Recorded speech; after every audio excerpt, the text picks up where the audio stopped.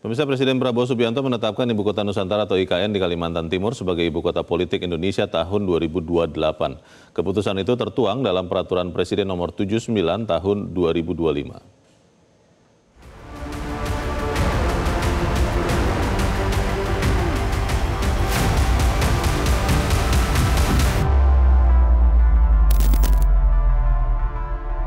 Setelah 11 bulan memerintah, Presiden Prabowo Subianto akhirnya memberikan kejelasan mengenai masa depan Ibu Kota Nusantara.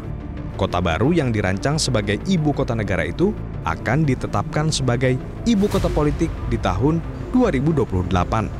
Istilah itu muncul ketika Prabowo menerbitkan Peraturan Presiden atau Perpres Nomor 79 Tahun 2025. Isinya antara lain mengatur tentang syarat IKN bisa menjadi ibu kota politik. Seperti kawasan inti pusat pemerintahan yang sudah terbangun dengan capaian 800 hingga 850 hektar, hingga cakupan ketersediaan sarana prasarana dasar yang sudah terbangun mencapai 50%. Namun di tengah ambisi menjadikan IKN menjadi ibu kota politik, Dewan Perwakilan Rakyat justru mempertanyakannya. Anggota Komisi 2 DPR RI Ahmad Doli Kurnia menilai penetapan IKN menjadi ibu kota politik pada 2028 perlu sesuai dengan regulasi yang ada. Harus dijelaskan lebih lanjut istilah ibu kota politik itu apa gitu ya, karena kan di dalam undang-undangnya kita tidak mengenal istilah ibu kota politik ya. Nah, tentu harus dijelaskan. Nah, kalau kemudian nanti kalaupun semua disepakati memang itu menjadi ibu kota politik dan kemudian kita sudah mendapatkan penjelasan terhadap itu, maka kemudian nanti kita harus lihat apakah perlu merevisi undang-undang lagi atau tidak, karena di dalam undang-undang kemarin itu nggak dikenal istilah ibu kota politik gitu. Nah, yang kedua kan targetnya 2028. Nah, 2028 itu kan tinggal sebentar lagi sebetulnya. Maka kemudian harus dibuat perencanaan yang lebih spesifik apa-apa saja yang harus dilakukan tiap tahun mulai 2026, 27 sampai 28.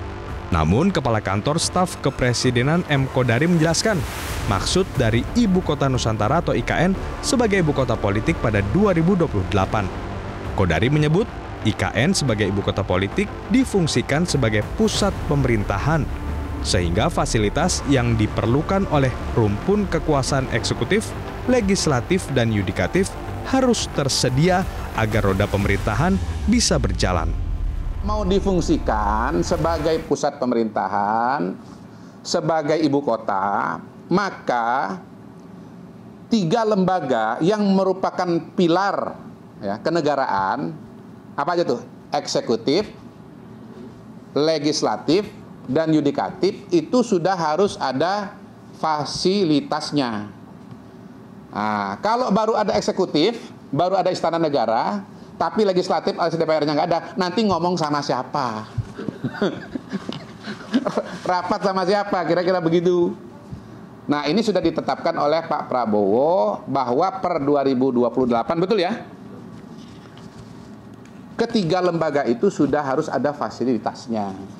Sehingga kalau mau sidang, sudah terpenuhi. Kalau targetnya 2028 IKN menjadi ibu kota politik, maka perlu ada sokongan anggaran untuk mewujudkan itu.